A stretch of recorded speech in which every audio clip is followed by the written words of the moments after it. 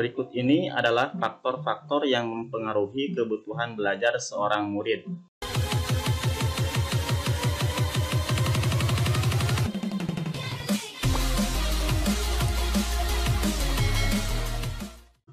Assalamualaikum warahmatullahi wabarakatuh. Halo semuanya, Bapak dan Ibu guru hebat. Selamat datang kembali di channel Creative Class. Pada video kali ini kita masih akan membahas seputar pelatihan mandiri ya Bapak Ibu. Tetap semangat dalam mengikuti pelatihan ini demi murid-murid kita. Jangan lupa bagi teman-teman yang baru gabung di channel ini, mohon dukungannya dengan cara like, comment, subscribe, serta share videonya ke teman-teman yang lain. Kami ucapkan terima kasih bagi teman-teman yang sudah mendukung channel ini. Dukungan dari teman-teman sangat berharga bagi kami. Oke teman-teman, tidak terasa ya kita sudah membahas kali ini di topik pelatihan yang ke-6, yaitu penyesuaian pembelajaran dengan kebutuhan dan karakteristik murid SD. Di mana teman-teman di sini ada 3 modul ya yang harus kita pelajari, di antaranya yaitu, coba kita buka saja. Di sini modul pelatihannya yang pertama memahami murid SD, yang kedua persiapan pembelajaran berdiferensiasi SD, dan modul yang ketiga penguatan literasi SD. Untuk video kali ini kita akan mengerjakan soal post-test modul 1 yaitu memahami murid SD. Kita buka saja coba modulnya. Di sini teman-teman ada 4 materi yang harus kita pelajari terlebih dahulu. Silakan teman-teman pelajari materinya. Di sini bermanfaat sekali ya materinya teman-teman, dari mulai memetakan kompetensi dan kebutuhan murid, ragam strategi pemetaan murid, dan selanjutnya di sini ada identifikasi kebutuhan murid, menyelaraskan kebutuhan murid dengan tujuan pembelajaran SD, dan manajemen kelas. Silakan teman-teman pelajari dulu semuanya materinya agar kita dapat memahami materi di modul ini. Jika sudah dipelajari materinya, maka yang selanjutnya adalah kita akan mengerjakan soal post-testnya. Coba kita buka ya, langsung saja kita klik kerjakan post-test, dan selanjutnya mulai kerjakan post-test. Di sini ada 9 soal teman-teman yang harus kita kerjakan atau yang harus kita jawab. Soal nomor 1, berikut ini adalah faktor-faktor yang mempengaruhi kebutuhan belajar seorang murid. Kecuali, di sini kecuali itu yang A, bakat murid.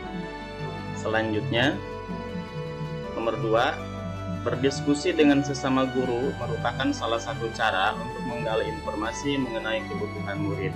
Ini sudah barang tentu benar. Selanjutnya nomor 3, dalam video, tampak Pak Arif mengalami kendala saat mengajar sehingga nilai kuis murid-muridnya tidak memberikan hasil yang baik. Setelah ngobrol dengan rekannya, ternyata kendala tersebut terjadi karena Pak Arif menggunakan bahasa Indonesia yang hanya dipahami segelintir murid. Rekan Pak Arif menyarankan ia untuk belajar menggunakan bahasa daerah yang lebih dikuasai murid-murid. Di sini, tampak penggunaan bahasa yang tepat memegang peranan penting dalam proses belajar murid. Dari kasus Pak Arif, apa saja dampak penggunaan bahasa yang tepat dalam proses pembelajaran?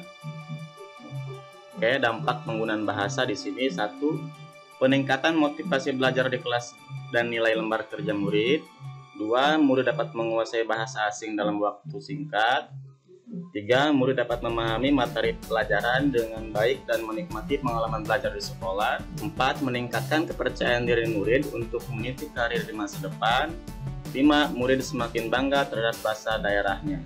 Jawaban yang tepat adalah di sini dampak ya, dampak penggunaan bahasa yang tepat dalam proses pembelajaran. Kita pilih ini jawabannya yang B ya, teman-teman, 1, 3, dan 4. 1, 3, dan 4. Baik, selanjutnya nomor 4. Dalam video, Bu Guru Tini tampak mengajarkan membaca dengan cara menunjukkan kartu kata ibu, membacakan, lalu mengeja kata pada kartu. Dari hasil latihan tes di kelas, Bu Tini menyimpulkan bahwa muridnya telah mengetahui huruf I dan B, tetapi belum mengetahui huruf U. Dalam mengidentifikasi kemampuan membaca awal murid, terdapat 6 indikator yang dapat digunakan, yaitu mengenal bentuk dan melafalkan bunyi huruf, membaca suku kata, sikap membaca, pemahaman, jumlah kosakata, dan kemampuan menulis. Kita telah mengetahui bahwa ada 6 indikator yang dapat digunakan untuk mengukur kemampuan membaca awal. Bagaimanakah sikap yang dapat ditunjukkan oleh Bu Guru ini dalam menggunakan atau memanfaatkan aneka indikator ini? Di sini Bu Guru ini sudah B ya teman-teman, sudah fleksibel dan terbuka terhadap adanya kemungkinan faktor lain yang juga dapat dijadikan sebagai indikator.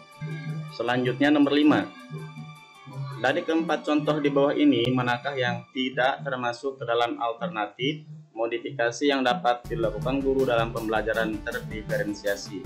Yang tidak ini adalah modifikasi asesmen. Selanjutnya nomor 6. Asesmen diagnostik bertujuan untuk mengidentifikasi kompetensi, kekuatan, dan kelemahan murid. Manakah penggunaan yang paling tepat dari data atau informasi yang diperoleh dari sebuah asesmen diagnostik? Di sini sudah tentu jawabannya yang A.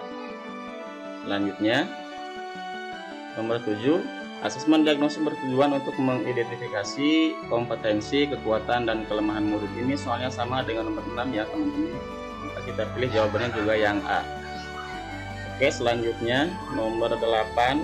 Dalam contoh kasus video, ternyata strategi manajemen kelas yang dilakukan Bu Ina kurang berhasil.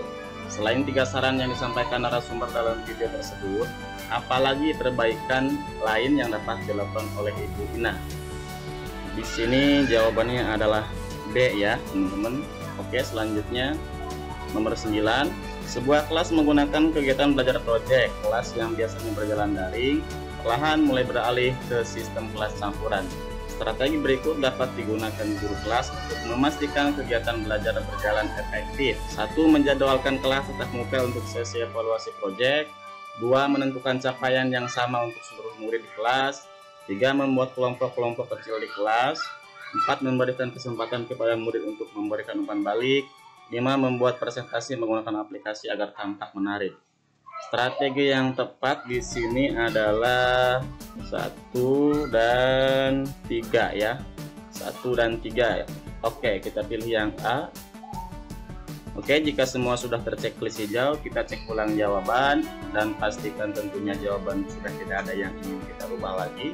Selanjutnya bismillah ya teman-teman, kita kumpulkan dan alhamdulillah ternyata jawaban kita mendapatkan nilai yang baik. Luar biasa, pemahaman Anda sangat baik. Alhamdulillah ya teman-teman. Oke, sampai di sini dulu ya video untuk kali ini. Mudah-mudahan bermanfaat bagi teman-teman semua.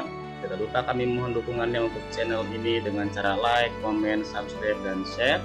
Dan terima kasih juga bagi teman-teman yang sudah setia mendukung channel kami ini. Sekian video kali ini, kurang lebihnya saya mohon maaf. Assalamualaikum warahmatullahi wabarakatuh.